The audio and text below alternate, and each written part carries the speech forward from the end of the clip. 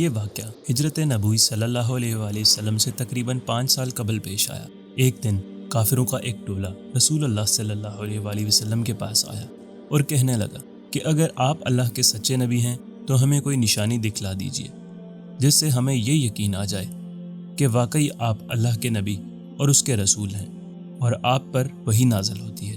ایک روایت یہ بھی ہے کہ انہوں نے یہ مطالبہ کیا کہ چاند کے 2 ٹکڑے کر کے دکھلائیں۔ اس رات 14ویں کا چاند نکلا ہوا تھا۔ آپ صلی اللہ علیہ وآلہ وسلم نے ان لوگوں سے دریافت کیا کہ اچھا اگر میں یہ نشانی دکھلا دوں تو کیا تم لوگ ایمان لے آؤ گے؟ انہوں نے کہا ہم ضرور ایمان لے آئیں گے، آپ یہ معجزہ دکھلائیں تو صحیح۔ آپ صلی اللہ علیہ وآلہ وسلم نے اللہ سے دعا کی اور چاند کی طرف اپنی انگلی مبارک سے اشارہ کیا۔ چاند 2 ٹکڑے ہو گیا، ایک ٹکڑا مغرب کی طرف اور دوسرا مشرق کی طرف چلا گیا۔ روایت میں یہ بھی ہے کہ چاند کے یہ دونوں ٹکڑے 2 مخالف سمتوں میں جا کر رک گئے۔ لوگ حیرت زدہ رہ گئے۔ رسول اللہ صلی اللہ علیہ وآلہ وسلم اس وقت یہ ارشاد فرما رہے تھے، لوگوں گواہ رہو۔ چاند کی یہ کیفیت عصر اور مغرب کے درمیانی وقت کے برابر وقت تک برقرار رہی۔ اس کے بعد چاند پھر اپنی حالت پر واپس آ گیا۔ ہونا تو یہ چاہیے تھا کہ جن لوگوں نے معجزہ دکھلانے کا مطالبہ کیا تھا اور اس مطالبے کی تکمیل ہونے پر ایمان لانے کا وعدہ کیا تھا، وہ اپنے وعدے کے مطابق اسی وقت کلمہ پڑھ لیتے، لیکن ان کے دماغ میں تو کفر و عناد کا خناس گھسا ہوا تھا۔ وہ کسی قیمت پر ایمان لانے والے نہیں تھے، لیکن کہنے لگے محمد نے تو جادو کر دیا ہے۔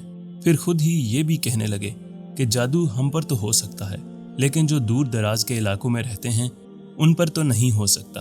یہ بڑا واقعہ ہے، ہر جگہ کے لوگوں نے اس کا مشاہدہ کیا ہوگا۔ باہر سے آنے والوں کا انتظار کر لیتے ہیں، اگر وہ بھی اس واقعے کی شہادت دیتے ہیں تو ہم اسے تسلیم کر لیں گے، ورنہ اس کے جادو ہونے میں کوئی شبہ نہیں۔ چند روز کے بعد باہر سے آنے والوں کا سلسلہ بھی شروع ہو گیا۔ چنانچہ جس شخص سے بھی یہ پوچھا گیا کہ کیا اس نے فلاں دن چاند کو 2 ٹکڑے میں تبدیل ہوتے ہوئے اور پھر یکجا ہوتے ہوئے دیکھا ہے، اس نے یہی کہا کہ ہاں میں نے دیکھا ہے۔ اس سے معلوم ہو گیا کہ یہ معجزہ دور دور تک دیکھا گیا تھا۔ ان شہادتوں کے باوجود وہ لوگ ایمان نہیں لائے، اور انہیں ایمان لانا بھی نہیں تھا۔ ایمان ان کی قسمت میں تھا ہی نہیں۔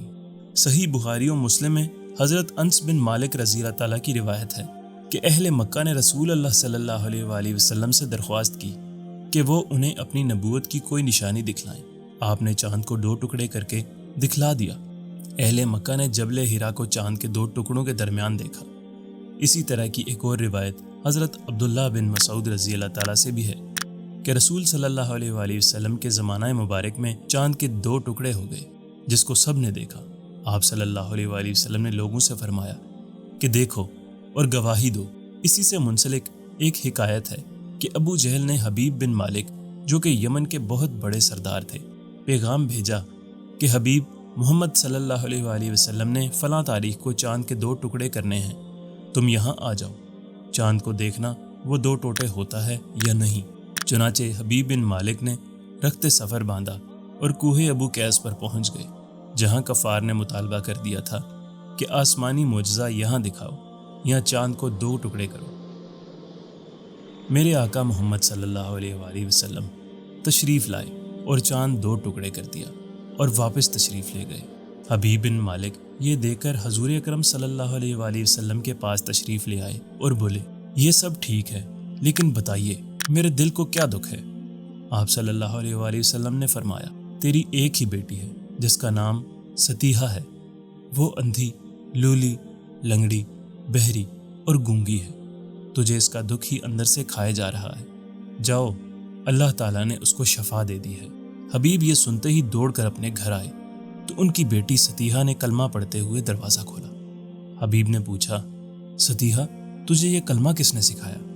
تو اس نے حضور اکرم صلی اللہ علیہ وآلہ وسلم کا سارا حلیہ بتایا اور بولی اے ابا، وہ آئے، مجھے زیارت بخشی اور دعا فرمائی اور مجھے کلمہ طیبہ بھی پڑھا گئے۔ حبیب واپس گئے اور کلمہ پڑھ کر مسلمان ہو گئے۔ نہ صرف مسلمان ہوئے بلکہ اسلام کی خدمت میں بھی پیش رہے۔